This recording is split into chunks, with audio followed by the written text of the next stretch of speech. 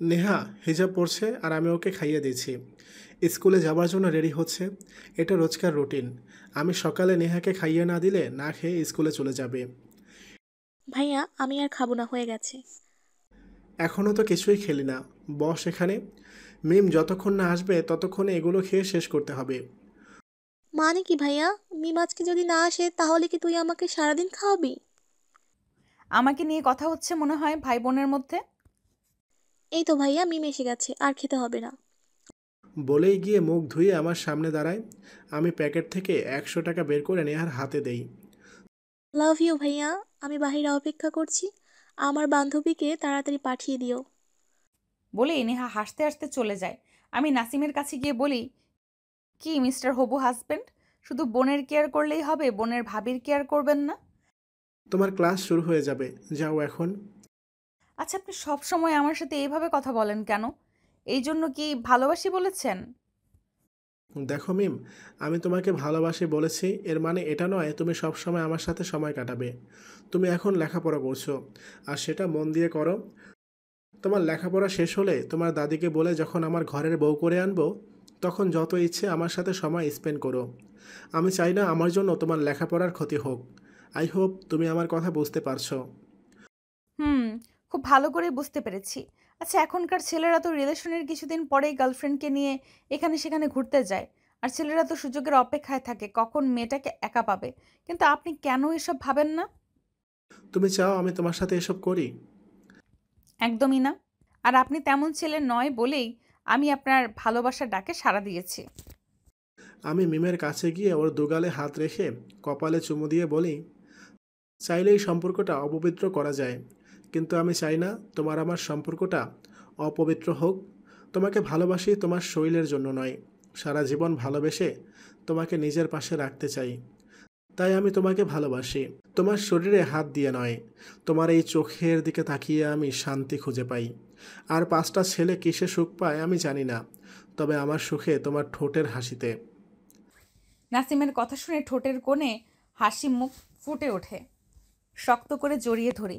একটু পর নাসিম আমাকে ছাড়িয়ে কপালে চুমু দিয়ে বলে, আচ্ছা এবার যাও, লেট হয়ে যাচ্ছে তোমার। মিম ঠিক আছে বলে আমার গালে কিস করে দৌড়ে চলে যায়। আমি হাসতে হাসতে রুমে এসে চেঞ্জ করে নিই অফিসে যাবার জন্য। চলুন, অফিসে যেতে যেতে আমার পরিচয়টা দিয়ে দেই।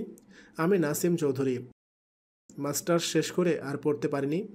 আব্বু আম্মু একটা রোড অ্যাক্সিডেন্টে মারা যাওয়ার কারণে আব্বুর অফিসের সকল দায়িত্ব এসে পড়ে আমার কাঁধে। ছোট বোন নেহা এবার ক্লাস 10-এ পড়ছে। আর এতক্ষণ যে মেয়েটার সাথে কথা বললাম ওর নাম মিম। আব্বু আম্মু একমাত্র মেয়ে। মিমের আব্বু আম্মু একটা দুর্ঘটনায় মারা যায়। সেই থেকে ওর দাদি ওকে বড় করে। মিম এবার নেহার সাথেই পড়ছে। মধ্যবিত্ত পরিবারের মেয়ে নেহা। নেহার সাথে আমাদের বাসায় প্রায় আসতো মিম। এরপর আস্তে আস্তে মিমকে আমার ভালো লাগতে শুরু করে। একদিন প্রপোজ করলাম আর মিমও রাজি হয়ে গেল। বাকিটা গল্প পড়লেই বুঝতে পারবেন। অফিসে এসে নিজের চেম্বারে বসে কাজ করতে থাকি। স্কুলে এসে নেহা আর আমি ক্লাসে গিয়ে বসে পড়ি। কি রে বান্ধবী প্লাস ভাবি, মোহন স্যার যে কালকে অঙ্ক দিয়েছে সেগুলো করেছিস? না করে কি উপায় আছে ননদিনী? মোহন স্যার যে রাগী, পরে সবার সামনে কান ধরিয়ে দাঁড় করিয়ে রাখবে। যা বলেছিস! মোহন স্যারকে দেখলে এত ভয় করে? দুজনে কথা বলছি তখনই মোহন স্যার ক্লাসে আসে। এসেই সবাইকে কালকে যে অঙ্ক করে আনতে বলেছে সেটা বের করে সবার সামনে রাখতে বলে। এক এক করে সবার খাতা দেখছে। একটা ছেলে অঙ্ক করে আনেনি, বেত দিয়ে ইচ্ছা মতন হাতে মারতে থাকে। আমাদের কাছে এসে অঙ্ক দেখে চলে যায়। এরপর ক্লাস করাতে শুরু করে। কাজ করতে করতে লাঞ্চ টাইম হয়ে যায়। ল্যাপটপ বন্ধ করে অফিসের ক্যান্টিনে গিয়ে লাঞ্চ করে এসে আবার কাজ করতে থাকি। কাজ করতে করতে অফিস টাইম শেষ হয়ে যায়। অফিস থেকে বের হয়ে গাড়ি নিয়ে বাসায় চলে আসি। বাসায় এসে কলিং বেল দিতেই নেহা এসে দরজা খুলে। ভাইয়া তুই আয় ভিতরে। কখন এসছিস বাসায়? ক্লাস কেমন চলছে? একটু আগেই আসলাম, আর ক্লাস তো ভালোই চলছে। টেবিলে খাবার দে, আমি ফ্রেশ হয়ে আসছি। বলেই আমি রুমে এসে ফ্রেশ হয়ে চেঞ্জ করে নিচে এসে দুই ভাই বোন খাবার খেয়ে বসে আছি। ভাইয়া মিম বলছিল আজ বিকেলে ঘুরতে যাবে। তোর যদি কোনো কাজ না থাকে তাহলে আমাদের নিয়ে ঘুরতে যাবি? ঠিক আছে, রুমে গিয়ে চেঞ্জ করে নে, আর মিমকে রেডি হয়ে থাকতে বল। নেহা ঠিক আছে বলে খুশি মনে ওর রুমে চলে যায়। আমিও রুমে এসে একটা আকাশি রঙের শার্ট পরে নিচে এসে অপেক্ষা করছি। একটু পর নেহা আসলে দুজনে গাড়িতে উঠে বসে আমি ড্রাইভ করতে থাকি। একটু পর মিমের বাসার সামনে এসে কল করতেই মিম বের হয়ে আসে। নেহা, তুই পেছনে বস বান্ধবী, আমি আমার হিরোর পাশে বসি। ঠিক আছে হবু ভাবি, পিছনে গিয়েই বসছি। বলেই নেহা পেছনে চলে যায় আর মিম এসে আমার পাশে বসে। কোথায় যাবে তোমরা বলো? নদীর পাড়ে চলো, এখন সূর্যাস্ত যাবে, আর নদীর পাড়ে বসে সূর্যাস্ত দেখার মজাই আলাদা। আমি ঠিক আছে বলে গাড়ি ড্রাইভ করতে থাকি। একটু পর নদীর পাড়ে এসে গাড়ি থামাতেই দুই বান্ধবী গাড়ি থেকে নেমে বাচ্চাদের মতো লাফালাফি করতে থাকে। দুজনের কাণ্ড দেখে আমি হাসতে হাসতে শেষ। কিছু সময় লাফালাফি করে নদীর পাড়ে বসে তিনজন সূর্যাস্ত দেখছি। মিম আমার হাত শক্ত করে জড়িয়ে ধরে বসে তাকিয়ে আছে নদীর পানিতে। নদীর দিকে তাকিয়ে মনে হচ্ছে নদীর বুকে কেউ রক্ত দিয়ে টিপ পরিয়ে রেখেছে। আমাদের কি শুধু ঘুরাবেই, কিছু খাওয়াবে না? ভাইয়া, আমরা ফুচকা খাবো। আমি কি তোমাদের না করেছি? খেতে যাও। যাও, গিয়ে খেয়ে আসো। তুমিও চলো, তিনজন একসাথে খাবো। আমি এসব হাবিজাবি খাই না। দুজনে ভেংচি কেটে চলে যায়। আমি বসে বসে নদীর পানিতে দেখছি। একটু পর নেহা বিল দেবার জন্য ডাকে। আমি ফুচকার বিল দিয়ে দুজনকে নিয়ে কিছু সময় ঘোরাঘুরি করে মিমকে ওর বাসায় দিয়ে নেহাকে নিয়ে বাসায় চলে আসি। বাসায় দেখি মামা মামি আর তাদের ছেলে বসে বসে দাদির সাথে কথা বলছে। আমাকে দেখে মামা মামি একটা হাসি দেয়, আর মামাতো ভাই সাগর কেমন করে আমার দিকে তাকিয়ে আছে। এরা কেন এসেছে এত বছর পর এখানে? দাদি আমার কাছে এসে বলে, দিদিমণি আয়, তোর জন্য তোর মামা মামি অপেক্ষা করছে। এরা কেন এসেছে দাদি এখানে? এটা কেমন কথা দিদিমণি, তোর মামা মামি তোকে দেখতে এসেছে। আমাকে দেখতে এসেছে? এত বছর কোথায় ছিল এরা? আব্বু আম্মু যখন মারা যাবার পর একদিনও এসেছে আমার খোঁজ নিতে? আজ হঠাৎ কি মনে করে এসেছে? নিশ্চয়ই কোনো মতলব নিয়ে এসেছে। আমার কথা শুনে মামা মামি মাথা নিচু করে ফেলে। দাদি আমার হাত ধরে নিয়ে বসিয়ে বলে, ওনারা তোকে ওনাদের ছেলের বউ করে নিতে চায় দিদিমণি। দাদির কথা শুনে আমি বসা থেকে উঠে বলি, আমি জানতাম এরা কোনো মতলব ছাড়া এখানে আসেনি। সরি, আমি আপনাদের ছেলেকে বিয়ে করতে পারবো না। দাদি এদের চলে যেতে বলো, আর বলে দাও আর কখনো যেন এখানে না আসে। কথা বলেই মিম ওর রুমে চলে যায়। ওর মামা মামি মন খারাপ করে চলে যায়। আমি একটা দীর্ঘশ্বাস ফেলে মিমের রুমে গিয়ে দেখি মিম বসে আছে, রাগে ফুসফুস করছে। এই বুড়ি, তুমি এদের কেন বসিয়ে রেখেছিলে? দাদি থেকে সোজা বুড়ি, আমার দিদিমণিটা এত রেগে আছে কেন? সরো, ঢং করবে না।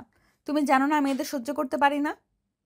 আচ্ছা ঠিক আছে, আমি তোর বিয়ে নাসিমের সাথেই দেব।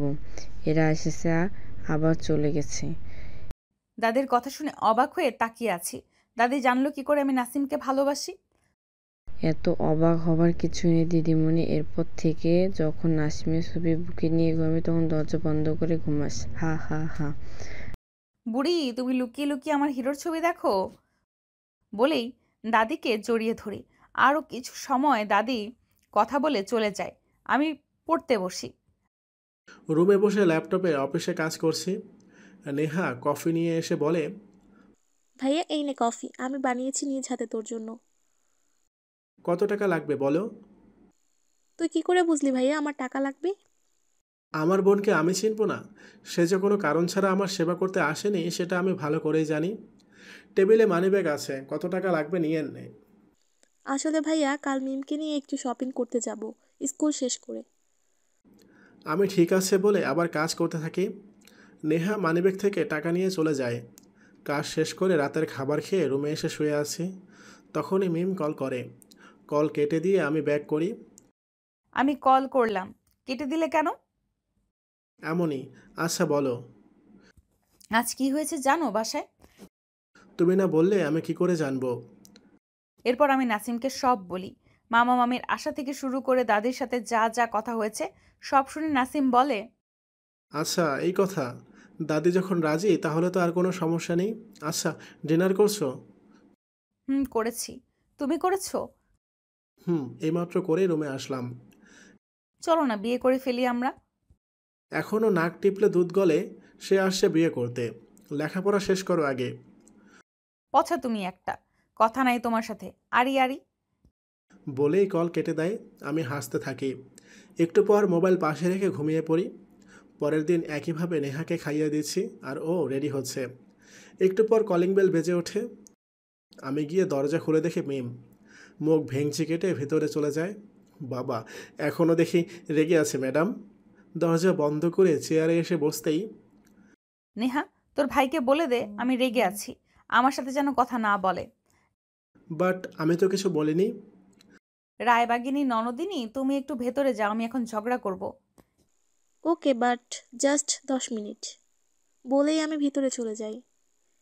চেয়ারে বসে আছি, হঠাৎ মিম এসে এলো পাতারি হাত পা ছড়তে থাকে আর বলতে থাকে, কি বলেছো তুমি কাল রাতে?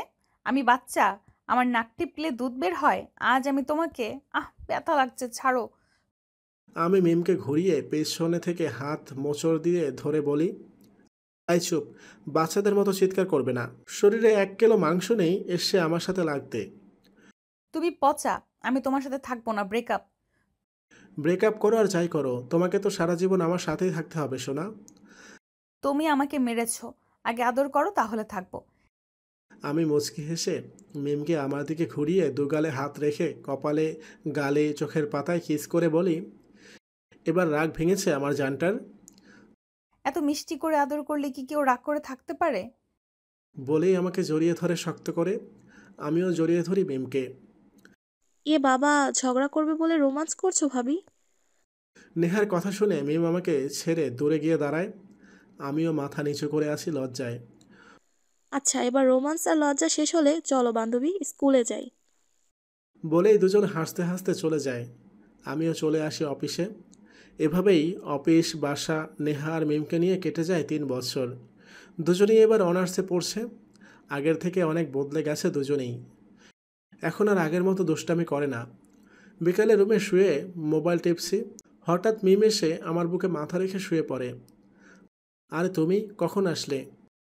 একটু আগেই এসেছি, তোমাকে কিছু বলার আছে। বলো, কি বলবে? আগে আমাকে ছুঁয়ে কথা দাও, তুমি আমার কথা শুনে রেগে যাবে না। আচ্ছা, এই তোমাকে ছুঁয়ে কথা দিলাম, রেগে যাব না, বলো। আসলে নেহা একটা ছেলেকে ভালোবাসে, আমাদের থেকে 3 ক্লাস সিনিয়র।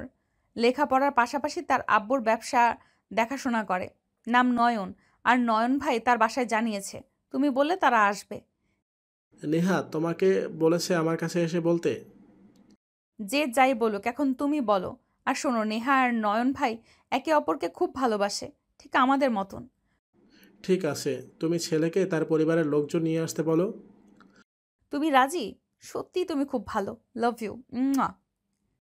বলেই আমার গালে চুমু দিয়ে চলে যায়। পরের দিন ছেলে তার আব্বু আম্মুকে নিয়ে আসে। কথাবার্তা বলে দুজনে বিয়ে ঠিক করি।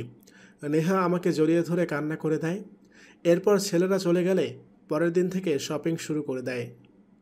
আত্মীয় স্বজন আর আমার বিজনেস পার্টনারদের ইনভাইট করা শেষ। দেখতে দেখতে কেটে যায় আরও 5 দিন। আজ নেহার হলুদ সন্ধ্যা। মিম আর তার বান্ধবীরা নেহাকে স্টেজে নিয়ে যায়। আমি রুমে এসে চেঞ্জ করে একটা পাঞ্জাবি পরে নেই। হঠাৎ রুমে মিম এসে বলে, বাহ, আমার বরটাকে তো খুব সুন্দর লাগছে। তুমি এখানে? নেহার কাছে না থেকে এখানে কি করছো? আমার কিছু বলার আছে। বলে ফেলো। আমি আর নেহা সমবয়সী, তাই না? তো কি হয়েছে? নেহার বিয়ে হয়ে যাচ্ছে কিন্তু আমার বিয়ে হচ্ছে না কেন? বিয়ে পাগলি হয়ে গেছো দেখছি। আচ্ছা, নেহার বিয়ের 1 সপ্তাহ পরে আমরাও বিয়ে করে নিব। হ্যাপি এবার? মিম এসে আমাকে জড়িয়ে ধরে গালে চুমু দিয়ে বলে, খুব খুশি। আচ্ছা চলো, হলুদের অনুষ্ঠান শুরু হবে। দুজনে নিচে চলে আসি। এরপর হলুদের অনুষ্ঠান শুরু হয়। আমি আর মিম প্রথমে হলুদ মাখিয়ে দিই। এরপর আত্মীয়রা এক এক করে সবাই হলুদ মাখিয়ে দেয়। দেখতে দেখতে হলুদ, বিয়ে সব কমপ্লিট হয়ে যায়। একটু আগেই নেহাকে নিয়ে চলে গেছে। রুমে বসে আছি। মিম এসে আমার কোলে বসে আমাকে জড়িয়ে ধরে বলে, মন খারাপ তোমার নেহার জন্য? আমি ঠিক আছি, তুমি বাসায় যাবে না? এত রাতে আর যাব না, দাদিকে কল করে বলেছি কাল যাব। আচ্ছা, অনেক রাত হয়ে গেছে, তুমি নেহার রুমে গিয়ে শুয়ে পড়ো। মিম ঠিক আছে বলে নেহার রুমে গিয়ে শুয়ে পড়ে। এভাবেই কেটে যায় আরও 7 দিন। মিমের বাসায় বসে আছি। আমি তোমাদের ব্যাপারে সবই জানি, আর আমার কোনো আপত্তি নেই তোমাদের বিয়েতে। তাহলে দাদি, আগামী শুক্রবার আমাদের বিয়ে হলে কেমন হয়? এটা তো খুবই ভালো হয়। দাদি, আমি চাই বিয়েটা আমার বাসায় হোক, আর আপনিও আমাদের সাথে থাকবেন। কিন্তু দাদা ভাই, এটা সবাই ভালো চোখে দেখবে না। কে কিভাবে দেখলো সেটা আমি ভাবি না দাদি। আপনি আমাদের সাথেই থাকবেন। দাদিকে আমি আর মিম বুঝিয়ে রাজি করি। পরের দিন নেহা বাসায় এসে ওর বরকে নিয়ে বিয়ের সকল কেনাকাটা করে। এভাবেই দেখতে দেখতে চলে আসে আমাদের বিয়ের দিন। একটু আগেই খুব ধুমধাম করেই আমার আর মিমের বিয়ে হয়ে যায়। নেহা আমাকে নাসিমের রুমে নিয়ে এসে বলে, রেডি হয়ে যাও বান্ধবী, একটু পর ভাইয়া এসে আজ তোমার সব কিছু চুরি করে নিবে। এই পেতনি, তোর লজ্জা করে না এস বলতে? লজ্জা আমি না বান্ধবী, তুমি পাবে। আচ্ছা তুই থাক, আমি যাই। বলে নেহা চলে যায়। আমি বসে আছি, একটু পর দরজা খোলার শব্দে তাকিয়ে দেখি আমার বর এসেছে। আমি বিছানা থেকে নেমে নাসিমের পা ছুঁয়ে সালাম করি। আমি মিমকে তুলে আমার বুকে জড়িয়ে ধরি। আজ থেকে আমরা সারা জীবনের জন্য একে অপরের হয়ে গেলাম। এখন থেকে বাকিটা জীবন একসাথে হাঁটবো আমরা। এই বুকে মাথা রেখে সারা জীবন কাটিয়ে দিতে পারবো নিশ্চিন্তে। মিমকে কোলে তুলে বিছানায় শুয়ে দিয়ে লাইট অফ করে আমিও মিমের পাশে শুয়ে দুজনে হারিয়ে যাই একে অপরের মাঝে। আর তাকিয়ে থেকে লজ্জা দিবেন না। শাটার ডাউন, দোকান বন্ধ। টাটা।